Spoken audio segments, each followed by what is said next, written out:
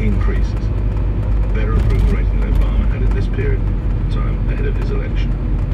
He's an absolute shoo-in, isn't he? And what, has he been put through hell?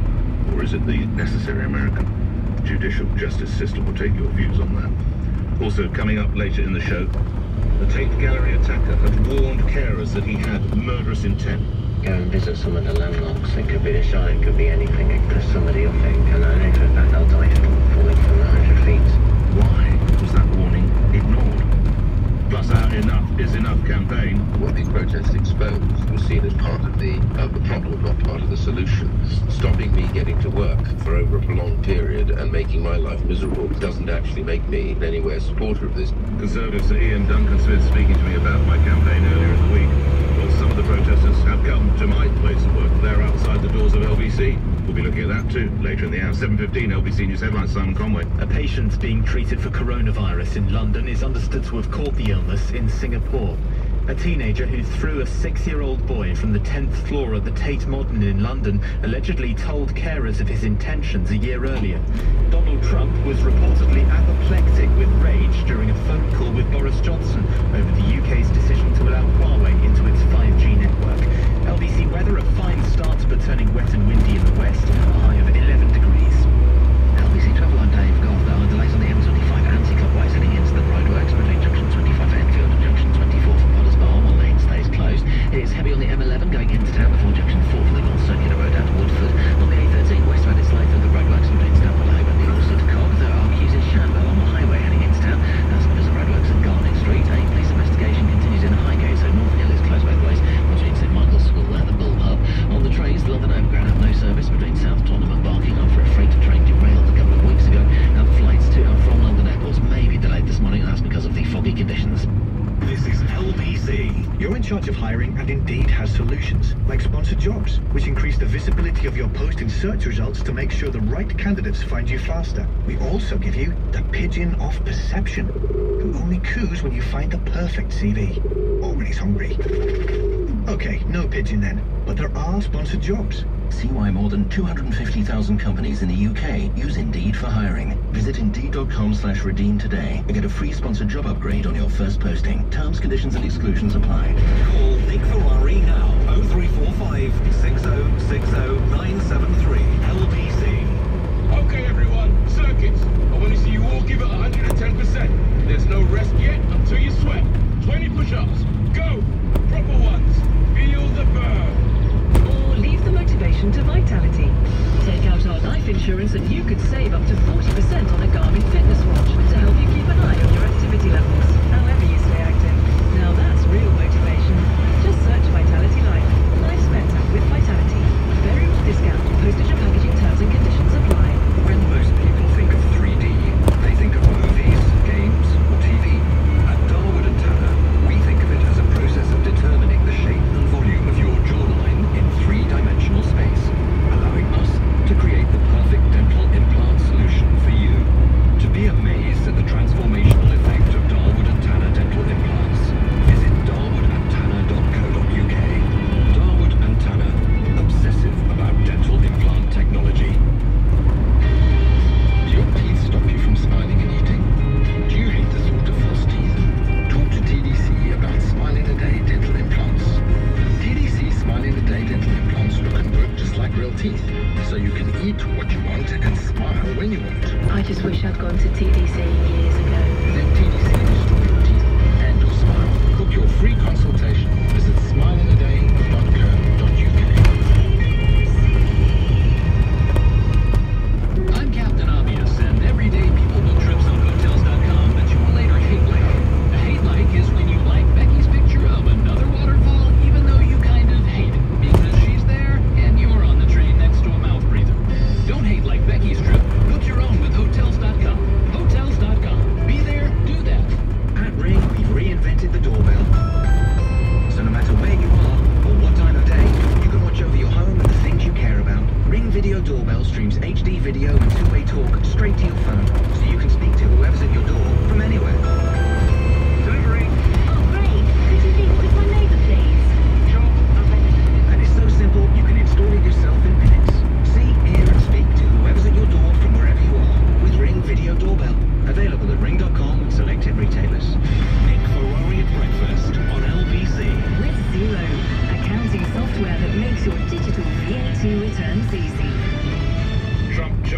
triumphant Trump. In a way, the Democrats possibly pushing him closer to victory in November. More of your views on that. Let's give you the front pages of the newspaper. Actually, Donald Trump is on the front page of the Financial Times, but not for this reason. There's a picture of him beside British Prime Minister Boris Johnson, as it is reported that Trump was apoplectic and vented his fury at Boris Johnson over the Huawei decision. This is now apparently the Prime Minister and Downing Street feeling the heat of the White House. A very powerful picture on the front page of the FT of a rather grumpy-looking Trump glaring at a smiling Boris, who presumably is allowing him to cascade off his back. On the front pages, there's a triumphant Trump holding the Washington Post on the front page of the Daily Telegraph with that headline, Trump acquitted. Their lead story is the same lead for the Times.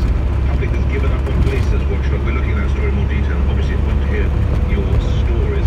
Horrible, very disturbing, I should say. Disturbing picture on the front page of the Times is of Li Wenliang, who is the doctor who tried to warn of the coronavirus, who has now died. He was just 34. He became a national hero. After emerging, he'd been stopped by police when attempting to sound the alarm in December after the outbreak of Wuhan Central Hospital. Now the poor man has paid back with his life. In a way, he's died from the condition.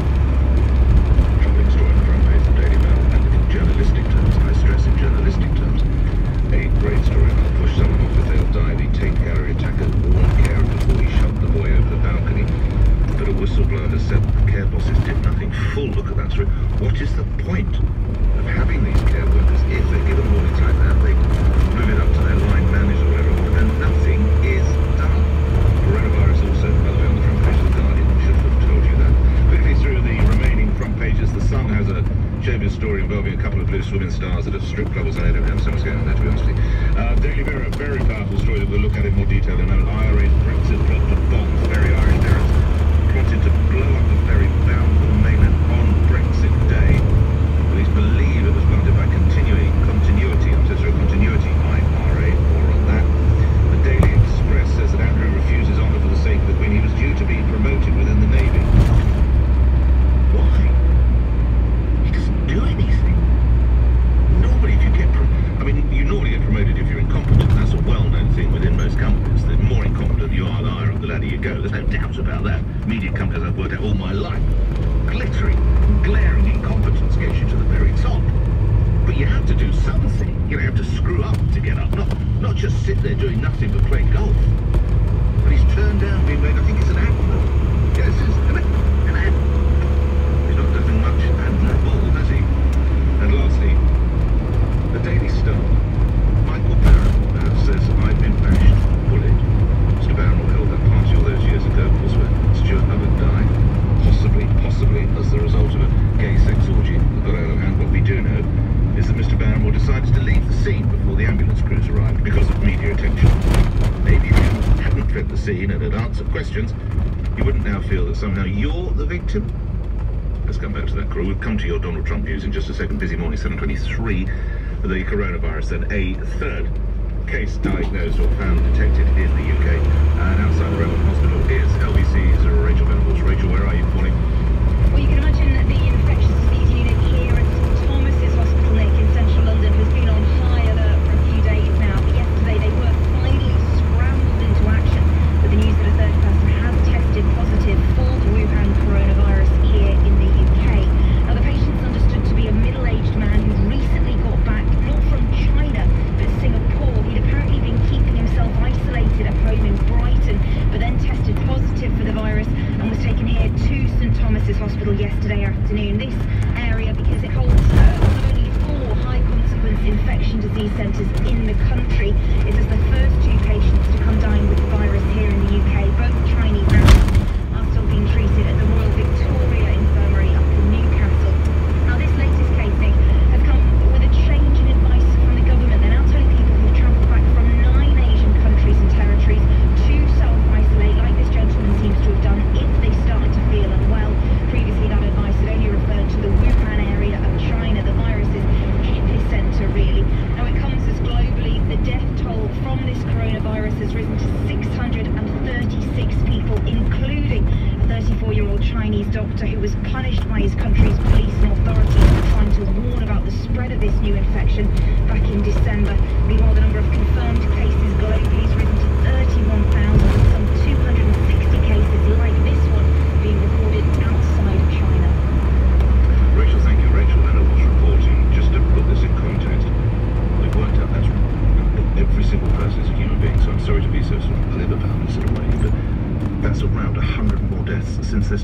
Friday. 100 more deaths.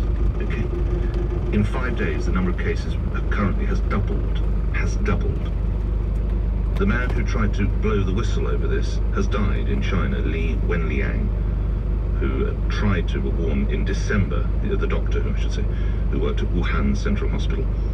And now the Chinese ambassador to London, Liu Xiaoming, I apologise if I'm mangling the name, has said that Britain is overreacting and caused panic over the coronavirus that could lead to racist attacks against Chinese citizens in the UK. Well, that's absurd. Don't take it out, for God's sake. Well, any racist attack, that's just ludicrous. That's truly Neanderthal. But let's question the Chinese ambassador.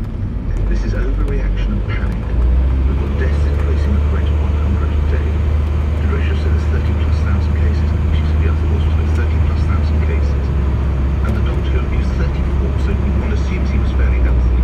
I know that you're vulnerable if you've had asthmatic problems or whatever it may be like that. We've got a 34-year-old fit doctor who's been killed by this. I wonder if they're telling us everything we need to know. We might come back to 7:26. Let's come back to a story that's on the front page of one of the newspapers this morning. Irish terrorists intended to kill or maim hundreds of ferry passengers by attaching a bomb to a lorry, police revealed last night. The device was found and made safe. Officers believe it was planted by the Continuity IRA. Police receiving a tip-off last Friday, Brexit Day, that the bomb was intended for a ferry due to sail from Belfast to Scotland. Details now from Beckton, who's formed into the political correspondent of the Irish Times, columnist with the Irish News, and wrote Power Play, the Rise of Modern Sinn Féin. And if we can, Declan, just back up a little bit. What can you tell us about the Continuity IRA? Morning to you.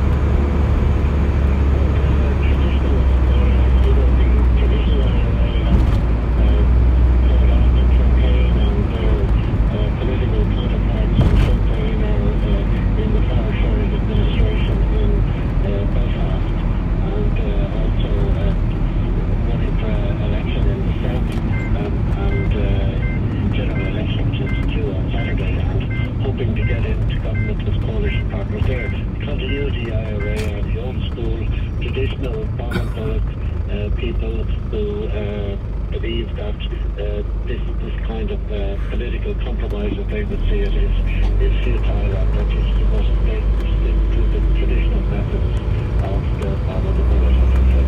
So they want to bomb their way to United Ireland, Declan, is that right? Well, they want to do a rerun of what happened in 1919 to 21, when there was open warfare between the IRA and the British controlled forces, and also more recently in the north, where you had the IRA campaign that went on for 25 years, 30 years. And they split from the provisional IRA in the late 80s, as I recall, Declan. What prompted that split? Well, basically they didn't like the compromising approach